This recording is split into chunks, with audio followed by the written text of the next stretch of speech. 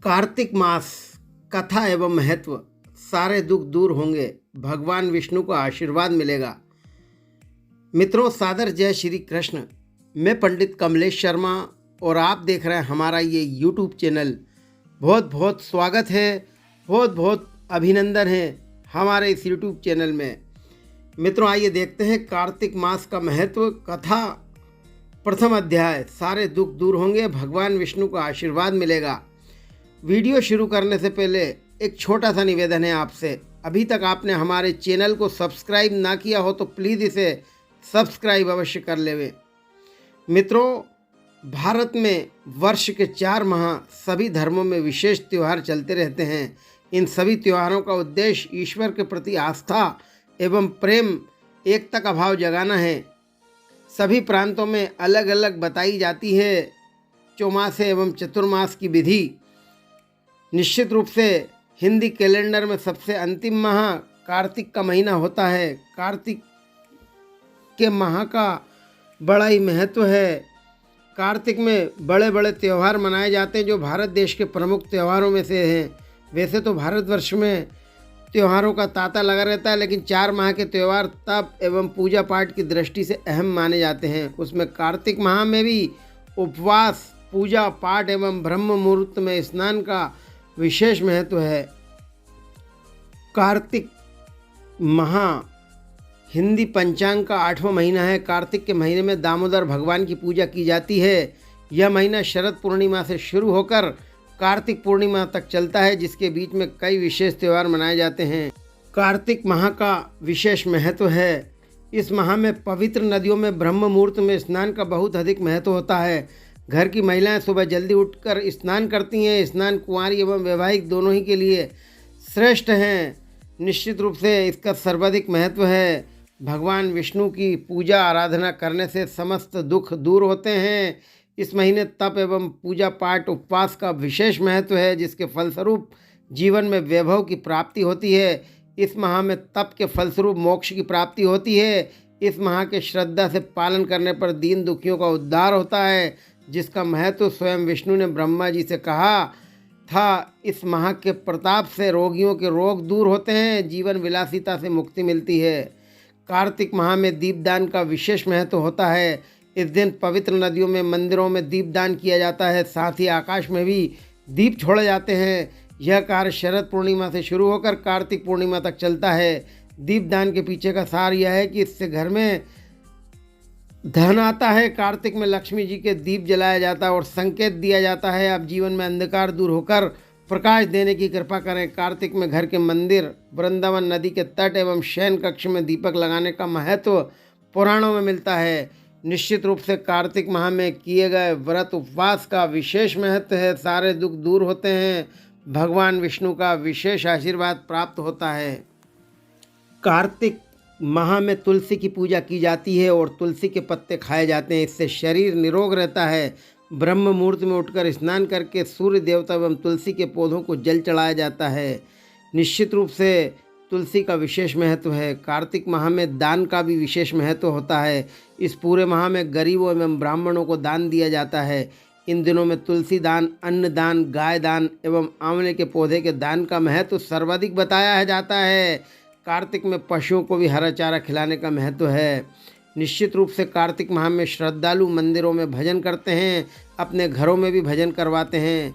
निश्चित रूप से इन दिनों रामायण का पाठ, भगवत गीता का पाठ का बहुत महत्व होता है। इन दिनों खास तौर पर विष्णु एवं कृष्ण भक्ति की जाती है। इसीलिए निश्चित रूप से कार्तिक माह में विशेष रौनक दिखाई देती है। कार्तिक माह में किए गए उपवास, दान से 100 गुना फल प्राप्त होता है। भगवान विष्णु का आशीर्वाद मिलता है। आइए कार्तिक महत्व कथा का प्रथम अध्याय प्रारंभ करते हैं। भगवान विष्णु की जय हो। प्रथम अध्याय। नैमिषारण्य तीर्थ में श्री सूत जी ने 88,000 सनकादि ऋषियों से कहा, अब मैं आपको कार्तिक मास की कथा विस्तार पूर्वक सुनाता हूँ, जिसका श्रवण करने से मनुष्य के सभी पाप नष्ट हो जाते हैं और अंत समय में वैकुंठ धाम की प्राप्ति होती है। श्री सूत जी ने कहा, श्री कृष्ण जी से अनुमति लेकर देवर्षि नारद जी के चले जाने के पश्चात सत्यभामा प्रसन्न होकर भगवान कृष्ण से बोली, हे प्रभु, मैं धन्य हुई, मेरा जन्म सफल हुआ। मुझ जैसी त्रैलोक्य सुंदरी के जन्मदाता भी धन्य हैं, जो आपकी 16,000 स्त्रियों के बीच में आपकी परम प्यारी पत्नी बनी। मैंने आपके साथ नारद जी को वह कल्प वृक्ष आदि पुरुष विधि पूर्वक दान में दिया है, परंतु वही कल्प वृक्ष मेरे घर लहराया करता है। यह बात मृत्युलोक में किसी स्त्री को ज्ञात नहीं है। हे त्रिलोकीनाथ, मैं आपसे कुछ पूछने की इच्छुक हूँ।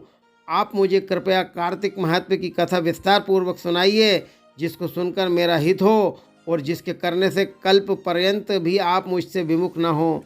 श्री सूत जी ने आगे बोले, सत्यभामा के ऐसे वचन सुनकर श्री कृष्ण ने हंसते हुए सत्यभामा का हाथ पकड़ा और अपने सेवकों को वहीं रुकने के लिए कहकर विलास युक्त अपनी पत्नी को कल्प वृक्ष के नीचे ले गए। फिर हंसकर बोले, हे प्रिय, 16,000 रानियों में से तुम मुझे प्राणों के समान प्यारी हो। तुम्हारे लिए मैंने इंद्र एवं देवताओं से विरोध किया था। हे कांते, जो बात तुमने मुझसे पूछी है उसे सुनो। एक दिन मैंने श्री कृष्ण तुम्हारी सत्यभामा इच्छा पूर्ति के लिए गरुड़ पर सवार होकर इंद्रलोक जाकर कल्प वृक्ष मांगा। इंद्र द्वारा मना किए जाने पर इंद्र एवं गरुड़ में घोर संग्राम हुआ और गोलोक में भी गरुड़ जी गौओं से युद्ध किया। गरुड़ की चोंच की चोट से उनके कान एवं पूंछ कटकर गिरने लगे, जिससे 3 वस्तुएं उत्पन्न हुई। कान से तंबाकू, पूंछ से गोभी और रक्त से मेहंदी बनी। इन तीनों का प्रयोग करने वालों को मोक्ष नहीं मिलता। तब गौओं ने भी क्रोधित होकर गरुड़ पर वार किया, जिससे उनके 3 पंख टूटकर गिर गए। इनके पहले पंख से नीलकंठ, दूसरे से मोर और तीसरे से चकवा चकवी उत्पन्न हुए। हे प्रिय, इन तीनों का दर्शन करने से मात्र से ही शुभ फल प्राप्त हो जाता है। यह सुनकर सत्यभामा ने कहा, हे प्रभु, कृपया मुझे मेरे पूर्व जन्म के विषय में बताइए कि मैंने पूर्व जन्म में कौन कौन से दान, व्रत व जप नहीं किए हैं। मेरा स्वभाव कैसा था, मेरे जन्मदाता कौन थे और मुझे मृत्युलोक में जन्म क्यों लेना पड़ा। मैंने ऐसा कौन सा पुण्य कर्म किया था जिससे मैं आपकी अर्धांगिनी हुई।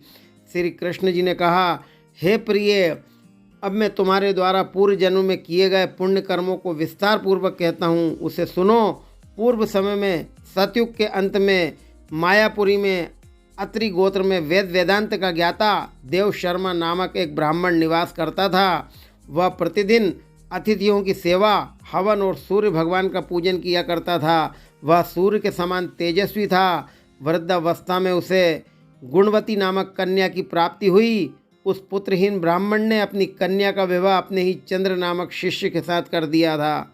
वह चंद्र को अपने पुत्र के समान मानता था और चंद्र भी उसे अपने पिता की भांति सम्मान देता था। एक दिन वे दोनों कुश व समीधा लेने के लिए जंगल में गए। जब वे हिमालय की तलहटी में भ्रमण कर रहे थे, तब उन्हें एक राक्षस आता हुआ दिखाई दिया। उस राक्षस को देखकर भय के कारण उनके अंग शिथिल हो गए और वे वहाँ से भागने में भी असमर्थ हो गए। तब उस काल के समान राक्षस ने उन दोनों को मार डाला। चूँकि वे धर्मात्मा थे, इसलिए मेरे पार्षद उन्हें मेरे वैकुंठ धाम से मेरे पास ले आए। उन दोनों द्वारा आजीवन सूर्य भगवान की पूजा किए जाने के कारण मैं दोनों पर अति प्रसन्न हुआ। गणेश जी, शिव जी, सूर्य व देवी, इन सब की पूजा करने वाले मनुष्य को स्वर्ग की प्राप्ति होती है। मैं एक होता हुआ भी काल और कर्मों के भेद से 5 प्रकार का होता हूँ। जैसे एक देवदत्त, पिता, भ्राता आदि नामों से पुकारा जाता है। जब वे दोनों विमान पर आरूढ़ होकर सूर्य के समान तेजस्वी, रूपवान, चंदन की माला धारण किए हुए मेरे भवन में आए, तो वे दिव्य भोगों को भोगने लगे। मित्रों, यह था कार्तिक महत्व कथा का प्रथम अध्याय। इसी के साथ अगला वीडियो, द्वितीय अध्याय अवश्य सुनिए। भगवान विष्णु का आशीर्वाद अवश्य आपको प्राप्त होगा। ओम नमो भगवते वासुदेवाय नमः। शुभकामनाओं के साथ जय श्री कृष्ण।